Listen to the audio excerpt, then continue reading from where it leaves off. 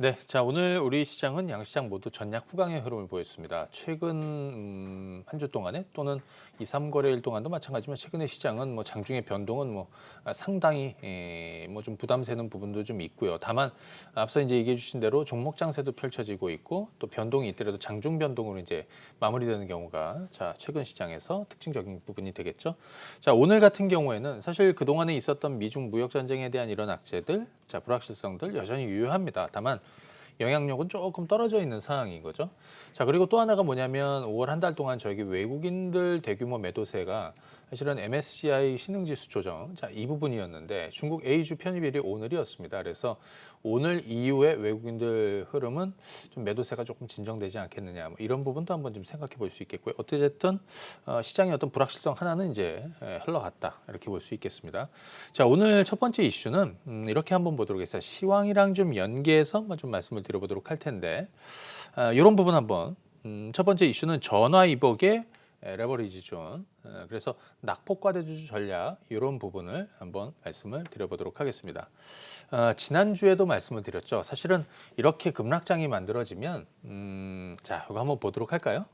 자 제가 코스피 지수를 한번 가지고 설명을 한번 드려보도록 하겠습니다. 자 이거는 코스피 이제 주봉을 한번 보도록 할 텐데요. 자, 잠깐. 네, 자 이제 나오고 있네요. 보통 이렇게 급락세가 이렇게 만들어지면 지금 보시게 되면 3주 동안 이렇게 급락세를 보였잖아요. 보통 이렇게 되면 사실 시장에서 이제 비관론이 상당히 우세해집니다. 어떤 악재든 악재의 형태는 좀 다르지만 자 그래서 뭐 2,000이 깨져서 이제 곧 1,900이 올 것처럼 또 그다음에 곧 1,800이 올 것처럼 또는 뭐 1,700, 1,600까지 떨어져야 시장이 뭐 진바닥이 올 것처럼 이렇게 얘기하지만 자 그렇지는 않고요. 우리가 이제 과거 사례도 설명을 드렸습니다. 그래서 보통 이렇게 급락장세가 만들어지는 구간에서 제가 한번 레버리지 존을 이렇게 한번 만들어 보십시오. 그렇게 되면 공포가 만들어지는 그런 구간에서 투매는 좀 자제할 필요 있고 또 역발상으로 저가 매수도 할 수 있고요. 또 보유하신 종목군들에 대해서 추가 타이밍도 가질 수 있는 이런 지수대를 한번 선정을 해보자 이렇게 말씀을 드렸어요.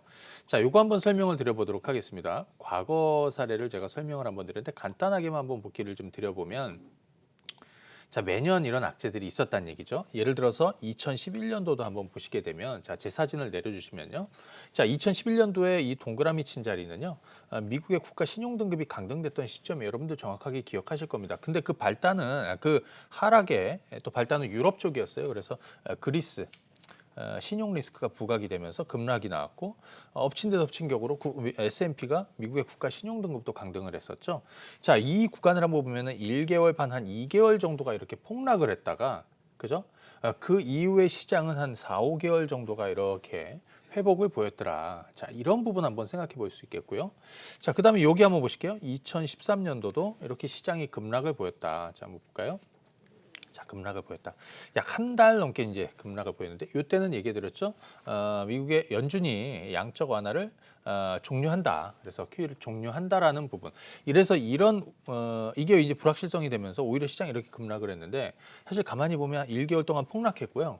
그다음에 한 4개월 정도 시장이 올랐어요. 그래서 이런 부분도 한번 생각해 볼 필요 있겠고 그다음에 이쪽으로 한번 넘어가 볼까요? 2015년도. 자, 2015년도.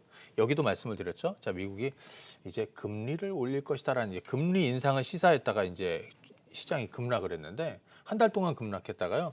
2개월 동안 급반등을 해서 제자리에 갖다 놨습니다. 실제로 금리는 언제 올렸냐면 2016년도 1월. 자, 그때가 바로 여기거든요. 그죠? 요때 금리를 올렸습니다. 그래서 금리 올릴 것이다라는 불확실성으로 해서 시장이 빠졌죠. 그죠? 하지만 금리를 올렸더니 불확실성이 해소가 된 거예요.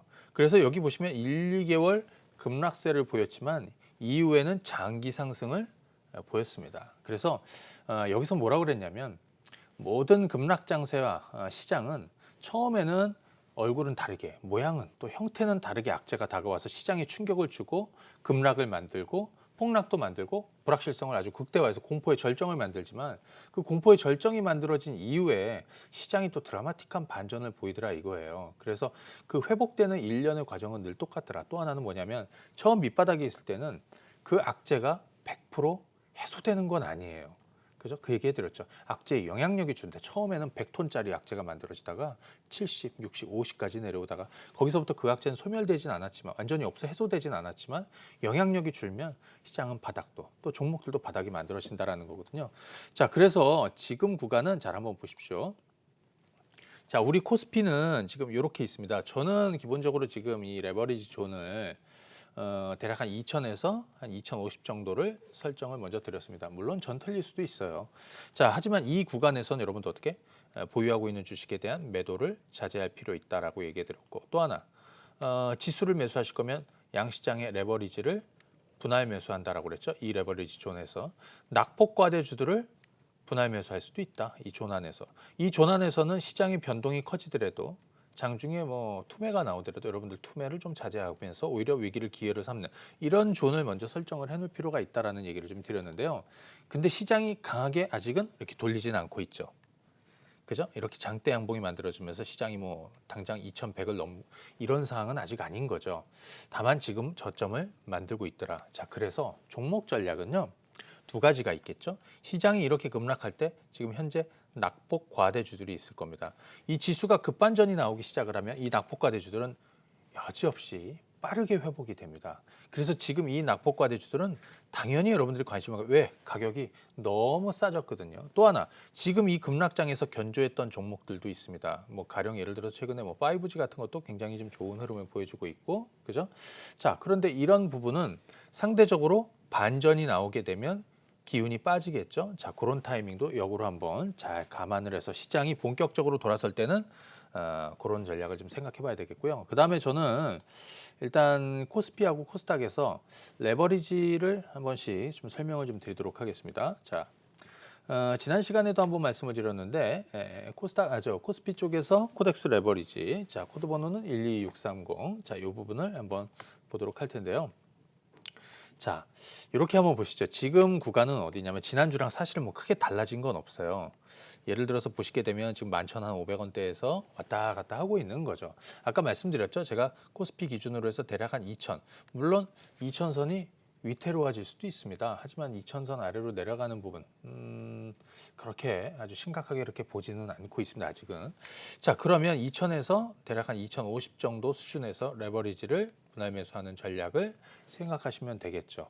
자, 또는 매수하지 않더라도 이 정도 구간에서는 내가 보유 주식을 버티고 있어야 된다라는 거, 또는 오히려 낙폭과대주들 차근히 모아볼 수 있는 구간이라고 생각하시면 되겠고요.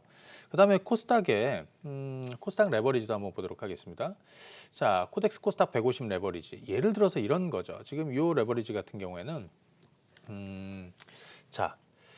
이거 그 코스닥 150은 이제 2배 추정하는 거죠, 쉽게. 자, 지금 가격이 이제 1,300원 정도 되고 있습니다. 보통 레버리지 기준으로는 얼마 폭을, 예를 들어서 레버리지를 이렇게 올라갈 때 단타하시는 분들도 있는데 제 책에도 그런 내용을 써놨는데요. 뭐가 있었냐면 1년에 한 번 거래한다라고 했습니다. 1년에 급락 장세가 만들어질 때 한 번 거래한다. 근데 그거를 단타로 하는 것이 아니라, 그죠? 단타가 아니라 스윙 또는 중기로 한다. 그러니까 뭐 5% 수익을 생각해서 이런 것이 아니라 15%, 20%, 20%, 30% 이런 거를 보고 간단 말이에요. 그래서 지금 코스닥 레버리지, 코덱스 코스닥 150 레버리지 같은 경우에 지금 현재가 기준으로 해서, 그죠? 대략 이번에 보면 한 9,000원 선 초반, 자, 9,000원 선 초반에서 10,000원 초반, 뭐 대략 한 12,300원, 뭐 13,000원, 14,000원, 15,000원 뭐 이 정도까지도 괜찮을 것 같습니다. 대략 한 요 정도 구간 9,000원 초반에서 15,000원 이하. 자, 요런 구간에서는 분할 매수 구간으로 해서 당장 시장이 이렇게 V자로 올라오진 않겠지만 옆으로 눕다가도 빠르게 어느 순간 회복될 수 있습니다. 왜냐하면 악재 영향력이 줄어들면 시장이 여지없이 반전을 보였던 거는 우리는 2008년 이후에는, 그죠? 2008년은 금융 시스템이 붕괴됐던 시점이고 아까 말씀드렸던 2011년 그 기준으로 보면 늘 똑같았다라는 거죠. 자, 그래서 이 부분은 10,000원 또는 10,000원 이하에서 매수해서 12,000원, 13,000원, 14,000원대를 보고 가는, 자, 이런 부분. 그러니까 단타가 아니라 중기 소잉으로 가시자라는 의견을 드리도록 하겠습니다. 자, 첫 번째는 최근에 이 부진한 시장에서 돌파구를 좀 찾을 수 있는 레버리지 존을 갖고 전략을 만드는 거. 자, 이 부분 설명을 좀 드렸고요. 자, 두 번째 이슈는요.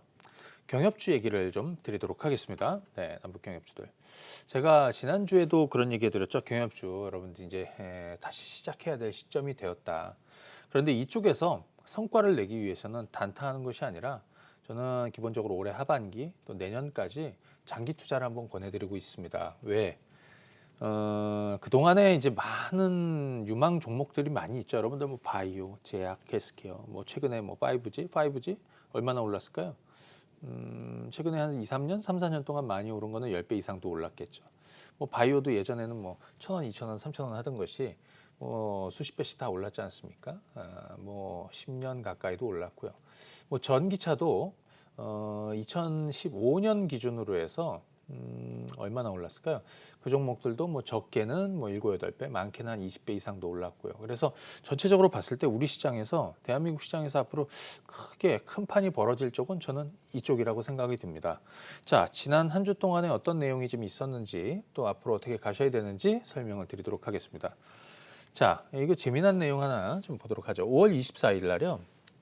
자, 북한이 조 바이든 전 부통령, 여기 이제 민주당의 대선 지지율, 그러니까 지지율 1위 후보죠. 향후 이제 트럼프 대통령의 이제 상대가 될 거죠.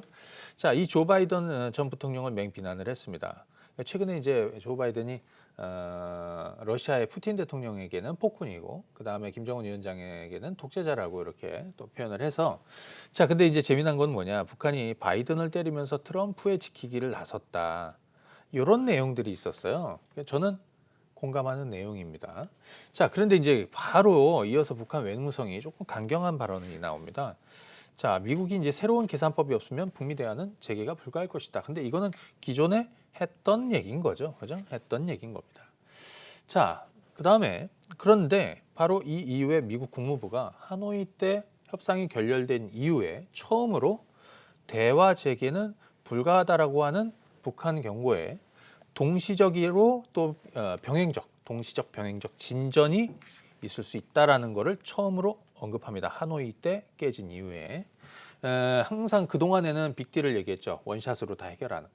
그 다음에 이후에 뭐 제재나 뭐 아니면 그 이후에 풀어주거나 뭐 이런 부분에 대한 어떤 후속 조치를 해주는 건데 북한이 원하는 동시적 병행적 요거 진전 얘기를 처음으로 있었습니다. 근데 이미 이때는 언제냐면 아시겠지만 5월 4일과 5월 9일에는 북한이 먼저 단거리 미사일도 다 발사를 했습니다. 트럼프 대통령은 괜찮다라고 했죠. 자, 그런데 이번에 이제 미일 정상회담이 있지 않습니까? 근데 볼턴 보좌관이 먼저 일본에 갔단 말이에요. 자, 북한 미사일 발사에 대해서 안보리 결의 위반이다. 이렇게 못을 박아버립니다. 자, 그랬더니 분위기가 조금 이상해졌다라는 얘기죠. 그죠? 자, 그런데 트럼프 대통령이 바로 트윗에다가 자, 북미 간에 깊은 존경심을 가지고 있다. 뭐 국가는 신뢰 관계를 가지고 있다. 여기 이제 한 내용이 빠졌는데 트럼프 대통령은 괜찮다라고 했습니다. 작은 무기에 신경 쓰지 않겠다라고 했던 거죠. 그죠? 작은 무기에 신경 쓰지 않겠다. 자, 그리고 미일 정상회담에서 국가는 북한과 미국 간의 신뢰 관계가 있어 좋은 일들이 앞으로 많이 있을 것이다. 그동안에 2년간 많은 변화를 볼 수 있었고 앞으로 건설적인 일을 이루어지니까 중요하다. 그죠? 이런 내용들이 있었는데요. 좀 전에 이제 조 바이든 얘기를 해드렸죠. 자, 그런데 이번에 미일 정상회담 이후에 공동 기자회견이 있었어요. 아베는 최근 7월에 이제 참의원 선거가 있지 않습니까? 그래서 국내적으로 또 지금 지지율이 좀 빠지고 있는 이런 상황에서 북한도 조금 흔들 필요가 있거든요. 그래서 북한 미사일 발사가 유엔 안보리 결의 위반이라고 그죠? 밝혀버립니다. 그런데 바로 옆자리에 있는 트럼프 대통령은 아니다라. 나는 생각이 다르다. 안보리 결의 위반으로 생각하지 않는다라고 김정은 위원장을 감싸고 달래는 이런 흐름을 계속 보여준다라는 거죠. 자, 그래서 가만히 생각해 보면 뭔가 시기가 다가오고 있는 거죠. 어떤 시기가 다가오고 있느냐? 트럼프 대통령의 재선을 위한 그죠? 내년도 미국의 이제 대선 선거가 있지 않습니까? 그 선거판의 어떤 스케줄이 야, 이제 곧 시작할 수 있겠구나.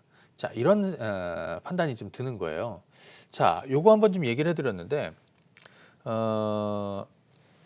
북핵 협상, 이 북미 협상은 트럼프 대통령의 재선 스케줄과 같이 움직인다라는 얘기를 해드렸죠. 그죠? 대외적으로 확실한 재선 카드 중에서는 미중 무역 전쟁에 승리하는 거하고요. 또 하나는 역대 대통령 누구도 해결보지 못한 북핵 문제를 해결하는 위대한 대통령으로 남는 그죠? 이런 컨셉으로 가는 거죠. 그죠? 자, 그런데 이것을 지금 아니면 작년에 뭔가 이제 이름 만들어 가는데 이걸 극단적으로 아주 뭐 극적인 효과를 만들려면 사실 뒤로 가서 이제 만드는 게 좀 맞는 거거든요. 그죠? 저는 그래서 지금 남북 경협주들 같은 경우에는 북미 협상도 아직까지 뭔가 이루어지진 않고 있습니다. 하지만 곧 저는 어떤 판이 만들어질 가능성, 이번 6월 말에 트럼프 대통령 방한을 하죠. 아마 그 이전부터 뭔가 내용들이 만들어질 가능성이 있다. 한 가지 판이 깨질 거라는 어떤 그런 우려도 생각하시는 분들도 있는데 북한이 핵실험하거나 ICBM 쏘지 않는 이상 깨질 일은 없습니다. 트럼프 대통령이 지금 상황 관리를 굉장히 잘하고 있다. 당연하겠죠. 예. 자, 그래서 저는 경협주 때가 오고 있다 이렇게 생각하고 지난주에도 말씀드리고 지지난주에도 말씀드렸고요. 제가 5월 4일, 5월 9일 예를 들어서 북한이 미사일 발사했을 때도 이거는 역으로 생각해야 된다. 이거는 얘기를 빨리 대화를 하자라는 이런 메시지를 던진 거라고 그랬죠. 자, 그래서 이제 경협주를 잊었던 사람들도 사실 다시 찾게 되어 있습니다. 오늘 같은 경우에도 뭐 장중 초반에 굉장히 많이 또 철도주들 뭐 급등했지 않습니까? 아마 오늘 또 고가의 추격 매수하신 분들도 있을 수도 있고, 그죠? 하지만 중요한 거는 이렇게 가셔야 됩니다.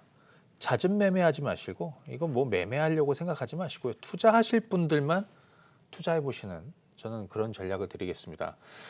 물론 뭐 단기 매매 단타 하신 분들도 있겠지만 저는 올해 하반기, 그다음에 내년 상반기까지도 장기 투자를 할 수 있는 분들, 자, 다 정해져 있습니다. 그리고 곧 이 종목군들은 다시 오르게 될 것이다. 자, 한번 말씀을 좀 드려보고요. 그러면 차트를 몇 가지 한번 대표적인 종목들만 한번 보도록 하겠습니다. 자, 첫 번째는 그래요. 현대 엘리베이 한번 보도록 하겠습니다. 최근에 이제 현대 엘리베이는 기본적으로 뭐 자체 사업 쪽은 그렇게 흠잡을 건 없어요. 다만 이제 경협 이슈가 조금 빠지면서 현대화산 가치가 좀 떨어진 게 주가에 영향도 좀 사실 주고 있는 그런 상황인 거죠. 최근 주가는 이렇게 옆으로 횡보하고 있습니다. 크게 빠지지 않고 있습니다. 옆으로 누워 있는 상황인 거죠. 자, 그런데 재미난 건 뭐냐? 개인 투자자들이 대부분 팔고 있습니다. 보시게 되면 최근에 한 2주 넘게 연기금 쪽에서는 매도는 일단 진정이 되면서 매수 쪽으로 돌고 있더라. 그죠? 그래서 지금 현대 엘베 같은 경우에는 이거 한번 보십시오. 큰 그림으로 상으로 보면 사실 그동안에 큰 박스예요. 박스 하단이고 박스 하단이고 박스 하단이고 지금 박스 하단입니다. 그죠? 그런데 이 하단에 있을 때마다 뭔가 눈에 띄게 움직이는 거는 없었어요. 그죠? 만든 다음에 그 다음에 이제 만들어. 저는 기본적으로 이제 곧 한번 움직일 시점이 되었다. 자, 이렇게 말씀을 드리도록 하겠고요. 자, 두 번째는 이것도 한번 볼까요? 아난티도 한번 보도록 하겠습니다. 자, 아난티 주가도 최근 들어서 이렇게 옆으로 횡보하고 있는 상황입니다. 5월 들어서 시장이 폭락을 했죠. 예, 우리 시장이 급락을 했습니다. 그런데 아난티 주가는 크게 요동치지 않았습니다. 옆으로 이렇게 횡보하고 있는 상황이고요. 뭔가 움직일 조짐을 보여주고 있다. 이 종목도 마찬가지죠. 뭐 단타, 단기 매매 이것이 아니라 지금 구간에서 차근히 분할 매수해서 장기 투자를 생각해 보시기 바랍니다. 예, 자, 이렇게 말씀을 드리고요. 오늘 요거 한번 볼까요? 현대 로템 철도. 자, 국제 철도 기구 이 회담이 어디죠? 우즈베키스탄인가요? 예. 자, 그래서 있다. 그래서 그런데 우리도 이제 참여를 하고요. 그 다음에 북한 철도상이죠. 예, 철도상이 장혁 철도상이 이번에 그 회의에 참석을 한다. 자, 아시겠지만 북한 같은 경우에는 이 철도 쪽이 사실은 향후의 경협의 또 혁신 사업 중에 하나란 말이죠. 그런데 지금 왜 자, 뭔가 이제 준비한다라는 느낌이 좀 있어요. 그죠? 미국도 북한도 그죠? 물론 우리는 이게 탑다운 방식이 아니고 과거 육자회담이나 아니면 뭐 이런 방식적으로 해서 뭐 차관급부터 장관급으로 올라오고 그다음에 대통령으로 올라가는 이런 구조로 가지고 있었다면 저희는 뭐 투자하지 않았을 거라고 생각이 듭니다. 결국에는 트럼프의 의중이 가장 중요하고 그죠? 판단이 또 선택이 가장 중요하고 김정은 위원장 이게 중요하거든요. 근데 이 둘 사이에 이제 관계를 최근에 보면 판 깨질 일은 없는 거예요. 다만 뒤로 가면서 뭔가 만들어지는 거죠. 현대 로템도 최근 주가를 보시게 되면 지금 요거 18,000원대에서 지금 2만 원 사이에서 이렇게 횡보하고 있는데 지금 요 수급상 한번 보도록 하겠습니다. 자, 수급상 한번 보도록 하면 최근에는 이제 개인 투자자들이 대부분 이제 매도를 많이 하고 있는 거죠. 그죠? 반면에 다른 쪽은 매도는 이미 대부분 진정이 돼서 오히려 최근 들어서는 조금 매수가 좀 들어오고 있는 이런 상황입니다. 그러니까 앞으로 판이 다시 움직일 거라는 거에 대한 어떤 기대감들을 반영을 하고 있다. 이렇게 보시면 되겠죠. 오늘 부산산업 같은 종목이 장중에 20% 넘게 급등이 나왔습니다. 자, 이런 일들은 언제든지 만들어질 수 있을 거라고 생각이 들어요. 최근에 뭐 개성공단 기업인들 방북 승인 났을 때 또는 대북 식량 지원 이슈가 다시 이런 것들 곧 다시 만들어지지 않겠습니까? 그래서 언제든지 다시 오를 수 있다. 하지만 지금 같은 경우에는 북미판이 바로 돌아가지 않는 상황에서 장중에 이렇게 급등을 하게 되면 물론 꼬리도 달릴 수 있어요. 자, 부산 산업도 여전히 그죠? 좋은 구간에 이제 와 있고요. 또 하나 대하 TI 한번 보도록 하겠습니다. 철도 쪽에서. 자, 대하 TI 주가도 최근 들어서 이렇게 횡보를 하고 있는데요. 자, 이 종목도 제가 수급 상황을 한번 보게 되면 대부분 다 비슷해요. 개인 투자자들은 최근에 이제 매도하는 구조고 반대쪽에서 기관 외국인들, 특히 이제 최근 들어서 기관이다 연금 쪽에서는 매도가 이제 진정되었다라는 거죠. 그래서 지금 좋은 자리에 머물고 있다. 기본적으로 큰 흐름으로 볼 때는 이런 박스죠.